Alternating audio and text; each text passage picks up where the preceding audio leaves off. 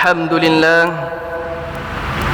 لله الذي أرسل رسوله بالهدى ودين الحق بشيرا ونذيرا وداعيا إلى الله بإذنه وسراجا منيرا وأشهد أن لا إله إلا الله وحده لا شريك له وأشهد أن سيدنا محمدا عبده ورسوله وصفي الله من خلقه وحبيبه إمام الأنبياء وسيد المرسلين اللهم صل على سيدنا محمد وعلى آله وصحبه وسلم تسليما كثيرا أما بعد فيا عباد الله اتقوا الله حق تقاته ولا تموتن إلا وأنتم مسلمون.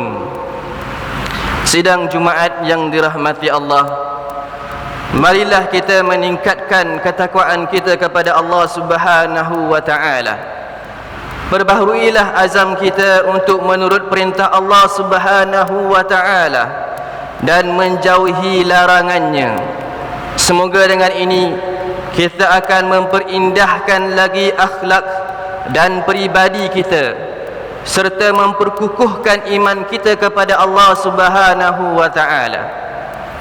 Saudaraku sekalian, khutbah minggu lalu telah menyentuh tentang bagaimana ibadah yang sering kita lakukan membantu kita untuk memperkukuhkan lagi sifat tawaduk, yakni rendah diri, seperti salat berjemaah dan bersedekah. Oleh itu, seseorang yang sering menjaga amal ibadahnya, pada hakikatnya dia sedang berlatih dan mendidik dirinya agar menjadi hamba Allah yang bersifat tawaduk dan berusaha untuk mengikhlaskan amalan salehnya hanya kerana Allah Subhanahu wa ta'ala. Allah Subhanahu wa ta'ala berfirman, A'udzu billahi minasyaitonir rajim. Bismillahirrahmanirrahim.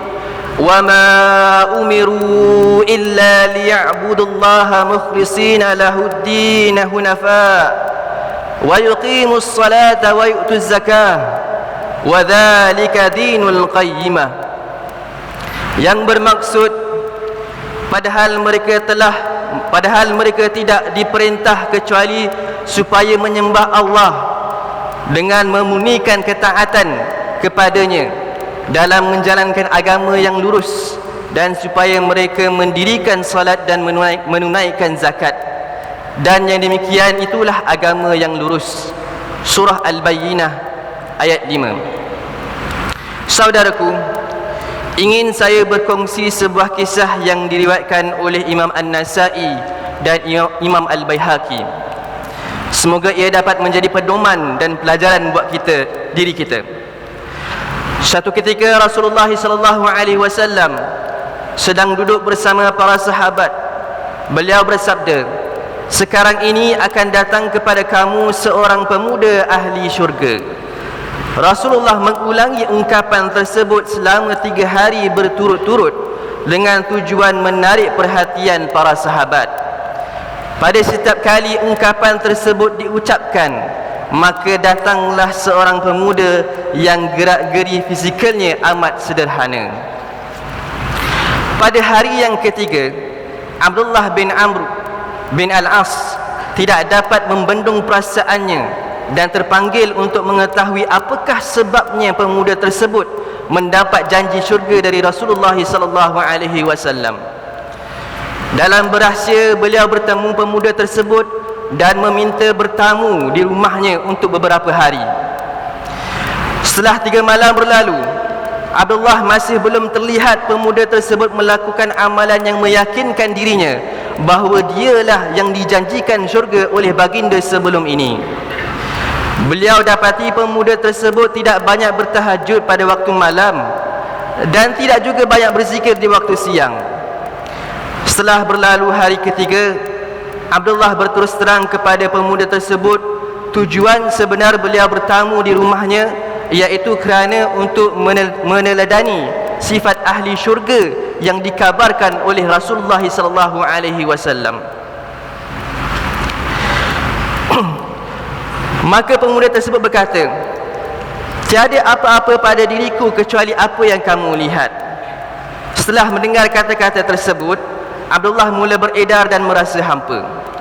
Kemudian pemuda tersebut memanggilnya semula dan berkata lagi, tiada apa-apa diriku kecuali apa yang kamu lihat. Tetapi aku berusaha untuk memastikan bahawa aku tidak menipu sesiapa, dan aku tidak berasa hasad dengki atas apa yang Allah kurniakan kepada orang lain. Mendengar ucapan tersebut, spontan Abdullah pun berkata, inilah sifat-sifat yang kamu berjaya memilikinya, sedangkan kami tidak mampu untuk melaksanakannya. Saudaraku, kisah ini menggambarkan bagaimana pentingnya sikap rendah diri dengan amal soleh yang kita lakukan. Meskipun seseorang itu dilihat sebagai insan biasa sahaja, tetapi nilai amalannya hanya Allah Subhanahu wa taala yang mengetahuinya.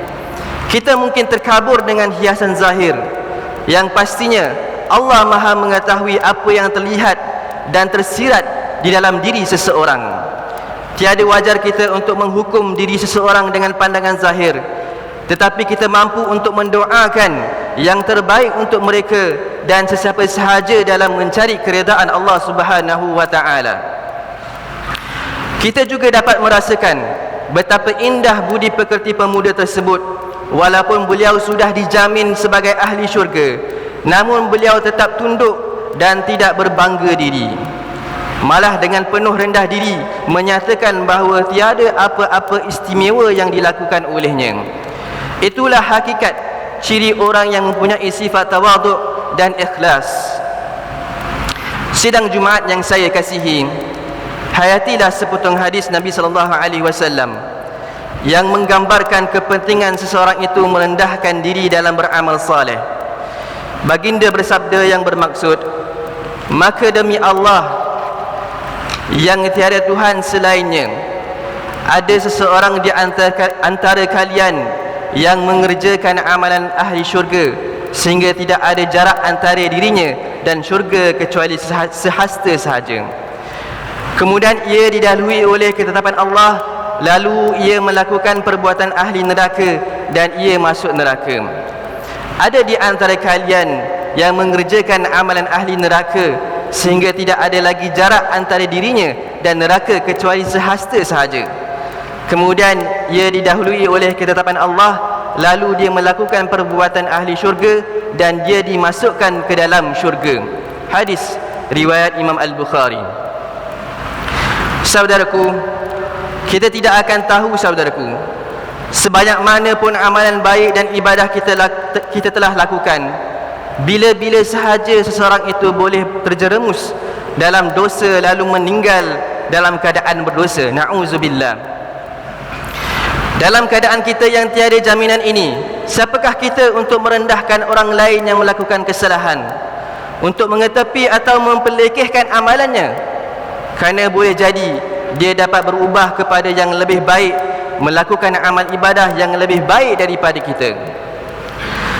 Kita tetap bersangka baik terhadap Allah, bahawa Allah tidak akan mensia-siakan amalan orang yang beramal saleh. Di waktu yang sama, setiap individu mukmin tetap akan sentiasa terus mengharap rahmat dan bantuan ilahi. Kerana Allah lah yang Maha mengetahui segala kesudahan. Semoga Allah mengurniakan kepada kita sekeluarga kerendahan hati, keikhlasan dalam beramal dan saling doa mendoakan antara satu sama lain dalam mengejar keridaan Allah di dunia dan di akhirat. Amin, amin, amin ya rabbal alamin. Barakallahu li wa lakum fil Qur'anil azim, wa nafa'ani wa iyyakum bima fihi minal ayati wa dzikril hakim, wa taqabbala minni wa minkum tilawatahu innahu huwas samiul alim. أقول قولي هذا وأستغفر الله العظيم لي ولكم ولسائر المسلمين والمسلمات والمؤمنين والمؤمنات فاستغفروه فيا فوز المستغفرين ويا نجاة التائبين. اللهم صل وسلم وزد وعنه وتفضل وبارك بجلالك وكمالك على زين عبادك وأشرف عبادك سيدنا ومولانا محمد وعلى آله وصحبه وسلم. ورضي الله تبارك وتعالى عن كل الصحابة أجمعين. الحمد لله حمدا كثيرا كما أمر. أشهد أن لا إله إلا الله وحده لا شريك له إقرارا بربوبيته وإرغاما لمن جحد به وكفر. وأشهد أن سيدنا محمدا سيد الجن والبشر صلى الله وسلم على سيدنا محمد وعلى آله وأصحابه ما اتصلت عين من نظر وأذن بخبر. عباد الله اتقوا الله فيما أمر وانتهوا عما نهاكم عنه وزجر. واعلموا أن الله أمركم بأمر بدأ فيه بنفسه وثنى بملائكته المسبحة بقدسه، فقال تعالى: ولم يزل قائلا عليما، تنبيها لنا وتعليما وتشريفا لقدر نبيه وتعظيما.